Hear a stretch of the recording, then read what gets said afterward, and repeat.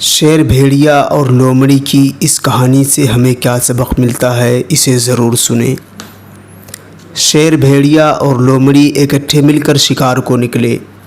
ان کو شکار میں نیل گائے، جنگلی بکرا اور خرگوش ہاتھ آئے۔ شیر نے دیکھا کہ بھیڑیا اور لومڑی بھی اس شکار میں اپنے حصے کی خواہش رکھتے ہیں۔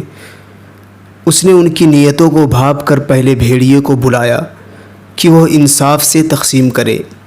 بھیڑیے نے کہا، بادشاہ سلامت، آپ بڑے ہیں، نیل گائے آپ کا حصہ، جنگلی بکرا درمیانہ ہے، وہ میرا حصہ ہے، جبکہ خرگوش لومڑی کا حصہ ہے۔ شیر نے کہا، میرے آگے تیری کیا حیثیت ہے کہ میرے ہوتے ہوئے تو انصاف کرے؟ اس نے بھیڑیے کو قریب بلا کر اس زور سے پنجہ مارا کہ وہ فوراً ہلاک ہو گیا۔ اس کے بعد اس نے لومڑی کو بلایا اور تقسیم کے لیے کہا۔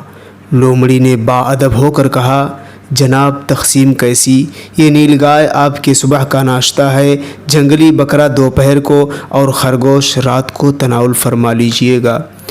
شیر اس سے خوش ہوا اور اس کی انصاف پسندی کی داد دیتے ہوئے اس سے پوچھا کہ یہ انصاف کی تقسیم تم نے کہاں سے سیکھی؟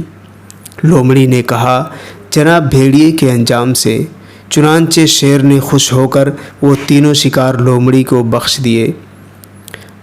اس کہانی سے ہمیں یہ سبق ملتا ہے کہ دوسروں کے انجام سے عبرت حاصل کرنا عقل مندوں کا شیوا ہے، یہ ان کو انجام بد سے بچا لیتا ہے۔